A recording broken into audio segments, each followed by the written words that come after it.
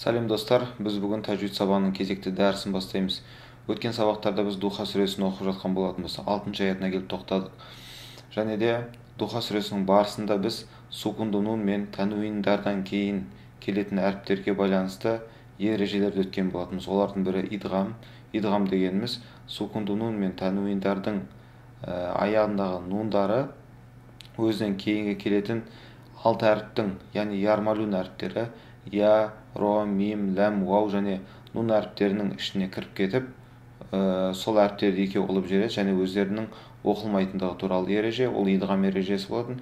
Одан кейін біз изхар ережесін өттік. Изхар ережесі сукунду нун мен тануиндардан кейін тағы бір 6 әріп бар. Олар хамза, ха, хо, айн, ғойн және ха әріптері.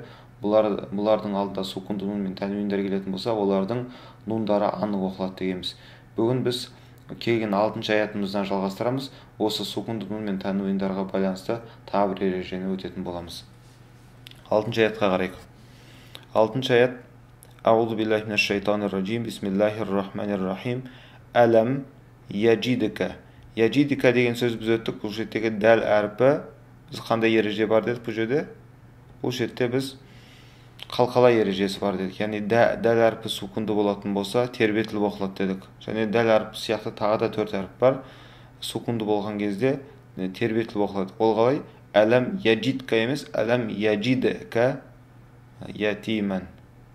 Не сол кездегі дәл яджидка деп бөлек бір тербетіліп оқылады. Әлем яджидка ятиман фаауа деген сөз қараймыз. Ятиман деп тұр, ятиман фаауа. Бұл жерде бір ереже бар. Ятиман дегендегі тануинді көріп тұрсыздар ма? Ән деп бітеді.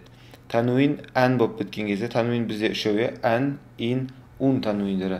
Ән тануині келген кезде ол өзімен бірге бір әлиф алып келеді дегенбіз.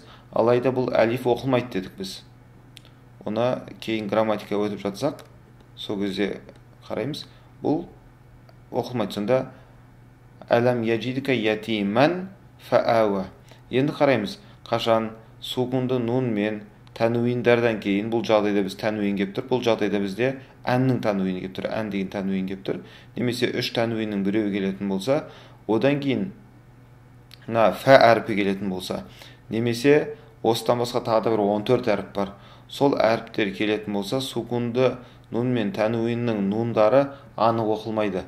Бұл нундар, ән дегендегі нун, бұл келесі өзінен кейінгі келіп тұрған әріптің шығатын жеріне жақын жерден шығады. Қиындау естіледі, бірақ жаттап алған кезде оңай болады.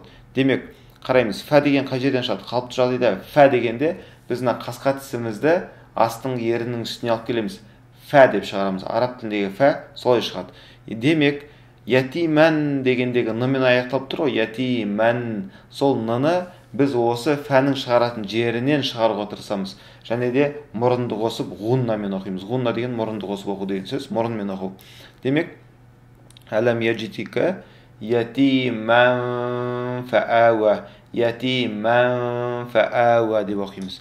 Бұл сияқты тағы да 14 әріп бар. Бірақ біздің көп жерде мешіттерімізде осы ережені ың қылып оқып жүреді. Барлық 15 әріпке ыңды шығарсаңыздар болады. Алайда бұл негізі дұрыс емес. Одан Құран бұзылмайды мағынасы. Олай намаз оқыған адамның намазы да бұзылмайды. Одан алаңдамаңыздар. Алайда бұл толық дұрыс бір нұсқасы емес. Оның негізгі дыбысталуы әрбір әріптің ихфасы, яғни нуны, нуннан кейін сол әріп келетін болса, қандай әріп келіп тұр, сол әріптің шығатын жерінен шығу керек. Мешіттерде неге олай үйретеді десеңіздер, өйткені адамдар ол жерде көп. Бұл әріптің шамалы шығуы қиын болғаннан кейін әр адаммен жеке-жеке айналысып отыра беретін болса, кейбір адамдар курсты тастап кетіп қалуы мүмкін. Сол үшін деп ойлаймын, ол жерде бәріне ың қылып үйрете береді. Бірақ негізінде ың емес, ол жерде ың тек 2 әріпті шығады, оған кейін тоқталамыз. Демек, әлем яджидика ятиман фаауа деп анық оқымаймыз. Біз анық оқылады деп тек қана алдыңғы сабақты көрсеңіздер 6 әріпті айтқанбыз. 6 әріптің алдында ғана нун анық оқылады. Олар хамза, ха, хо, айн, ғойн және ха әріптері. Қалғандарының барлығында ережеге ұшырайды. 15 әріпте бір ережеге ұшырайды. Бұл жолы нун айтылар айтылмас жаңағы әріптің шығатын жеріне айтады. Сонда әлем яджидика Ятиман фаауа. Ятиман фаауа. Екіге ұстап тұрамыз. Ятиман фаауа деп өтіп кетуге болмайды. Ятиман фаауа деп оқимыз. Демек, ережені жазайық біз. Сукунды нун. Бұл жетте де сукун қойылмайды, негізі Құранда сукунды нун деп айтылады, бірақ қойылмайды. Тек қана жоғары жағдайда мына шетте ғана қойылады. Сукунды нун мен тәнуиндардан кейін мына 6 әріп келетін болса ғана сукунды нун қойылады. Өйткені нун бұл жерде ережеге ұшырамайды. Оның алдында өткен идғам ережесінде сукунды нун бар, бірақ сукун қойылмайтын болған. Өйткені Құран бізге подсказка беріп отырады, бұл нун оқылмайды, жоғалып кетеді. Ал мына үшінші жағдайда нун толық оқылмайды, жасырын ғана оқылады. Ихфа деген жасыру деген сөз негізінде. Енді сукунды нун мен сол тәнуиндардан кейін ән, ин және де ун тәнуиндардан кейін 15 әріптің біреу келетін болса, ол 15 әріптің бәрін жазбаймын, бұл бізде жазылып тұр, мына жақта қарасаңыздар, міне тәден бастап кәфке дейін қаншама әріп бар, бірақ бір нәрсе айтайын сіздерге, бұны көріп қиналмаңыздар, бұл әріптерді жаттаудың қажеті жоқ. Яғни біз алдында 12 әріпті өттік. Біреуі ярмалун әріптері, идғам әріптері, одан кейін изхар әріптері 6-ау 12 болды ғой.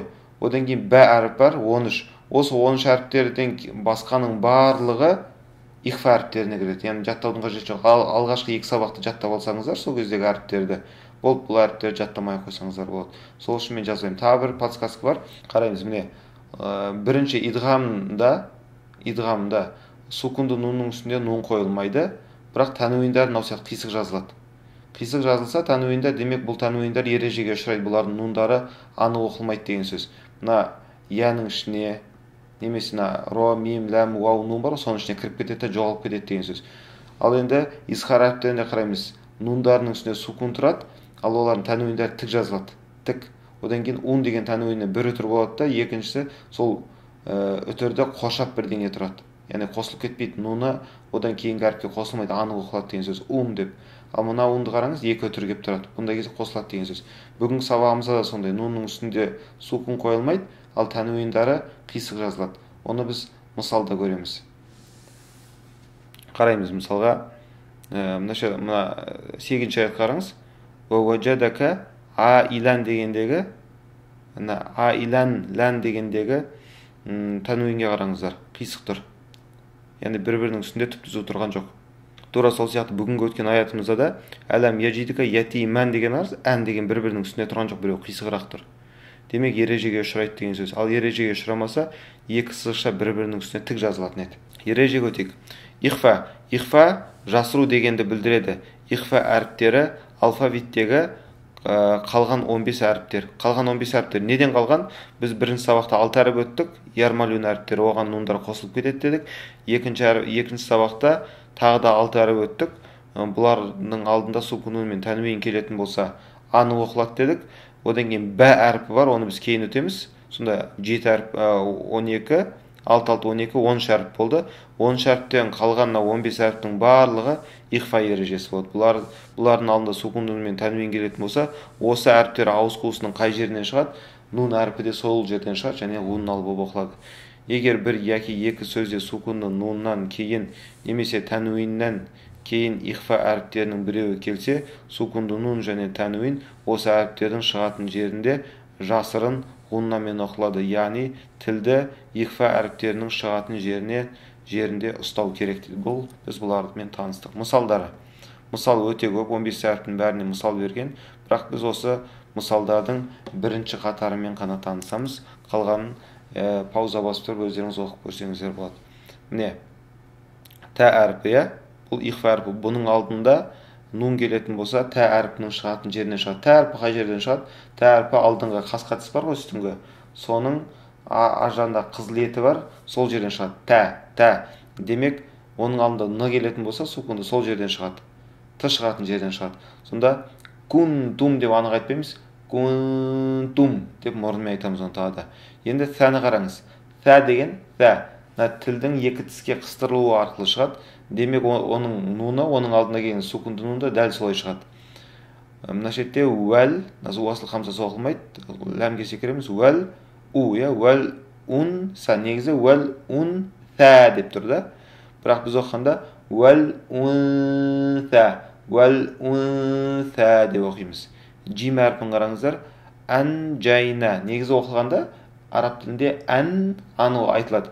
Ән жайна. Алайда Құранда нунды джим шығатын жерден оқиды. Ж емес, бұл джим. Джим араб тілінде ауыз қуысының орта жағынан шығады. Яғни тілдің екі жағын таңдайға тигізу арқылы жа деп шығады. Демек нуны да сол жерге жақын жерден шығады. Уә әнжайна және мұрнымен оқимыз. Бір дегенде шығып кетпеуі мүмкін, алайда тырыссаңыздар шығады. Және де ұстаз керек, шыққаннан кейін бір ұстазға, мешіттердегі имамдарымызға барып тексертсеңіздер болады. Зә. Яғни зә дегенде тілдің екі тіске қыстырылу арқылы шығатын әріпе бұл. Оның алдындағы нун да дәл солай шығады деген сөз. Сонда уә ән зир хум деп тұр ғой. Уә ән деп анығы айтпаймыз. Уә ән зир хум деген кезде н-ның өзін екі тістің ортасына қыстыратындай алып келіп мұрнымен айтамыз. Уә ән зир хум. Енді уә ән зәләні қараңыз. Ән зәлә. Зә деген зә. Оны айтыластар. Зә деген кезде тілдің ұшы астыңғы тістерге тиеді. Астыңғы алдыңғы тіс бар ғой. Соған тиеді зә деп шығады. Демек, оның нуны да сол жерге жақын жерден шығады. Уә әнзәлнә. Уә әнзәлнә демейміз. Уә әнзәлнә. Одан кейін нунды қараймыз. Нун одан кейін сә кеп тұр. Демек, сә. Сә да жаңағы зы шыққан жерге жақын жерден шығады. Сә. Сонда мә нәнсах деп оқимыз. Ш жаңа джим шығатын жерге жақын. Шин. Жа депіміз ғой, сол шин да сол жерге жақын жерден шығады. Яғни ауыз қуысының орта тұсынан. Нунды да сол жерден шығарамыз демек. Мұрнымен айтамыз тағы. Уә ән шә'на дейміз. Уә ән шә'на дейтін болса қате болады. Анық айтпауымыз керек бұл жерде. Уә ән шә'на. Жоғына шетте сукуны жоқ. Уә ән шә'ана деп оқимыз. Енді қараймыз. Фәден кейін уасыл хамзасы келіп тұр, одан аттап кетеміз да нунға барамыз. Алайда нуннан кейін сот тұр, демек бұны жаңағыдай жуан түрде. Сот деген алдына сә шыққан жерден бірақ жуан шығады, тілдің ұшының астыңғы тістерге тиюі. Со демек фәнсоп, нуны да жуан шығады. Фәнсурна. Дот қараймыз. Дот дегеніміз бұл тілдің сол жағы бар ғой. Сол жақ азу тістің үстің жағына тию арқылы шығады. Сол жақ азу тістің, сол жақ үстіңгі азу тістің қырына тілдің сол жағы тиеді. До деп шығады. Жуан шығады. До. Демек, бұл әріптің алдындағы нун да сол жерден шығады. Сукунды нун. Мәундуды.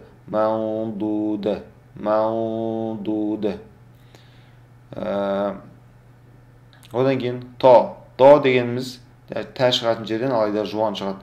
Ту. Бұның алдында тұрған нун да ихфа жасалған кезде дәл солай жуан болып шығады. Мәунтиқо. Зо әріпі сақауша, зә шыққан жерден бірақ жуан шығады. Бұның алдындағы нун да сол жерден шығады демек. Фәнзур. Фә, біз оған келі өттік. Жаңа фә дегендегі фә ерін үстіңгі қасқа тістің астыңғы ерінге тию арқылы шығады. Фә. Демек, бұның алдындағы нун да солай шығады. Әнфусухум. Енді қоф.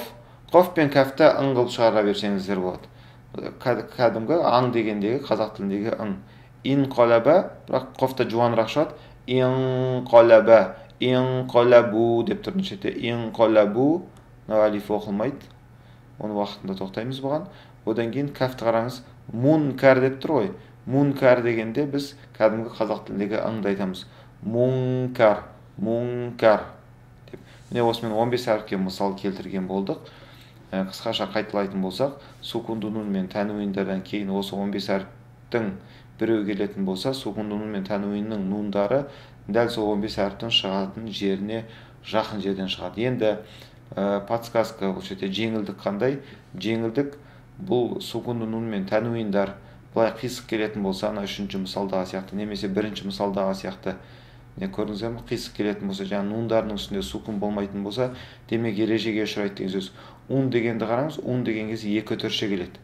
Ал егер де осы сукунды нундар мен танвиндар ережеге ұшырамайтын болса, яғни анық оқылатын болса, сукунды нунның үстінде сукуны жазылады, және де олардың танвиндары да тік жазылады бір-бірінің астына. Одан кейін екі түр емес, бір ақ түр жазылады да, одан кейін үстінен бір қоршалған сызық тұрады. Ондайды Құран оқу барысында біз әлі көре жатармыз. Осымен біздің сабағымыз бітті. Түсінбеген сұрақтарыңызды сабақтан кейін шығатын телефон нөміріне жіберсеңіздер болады. Сау болыңыздар.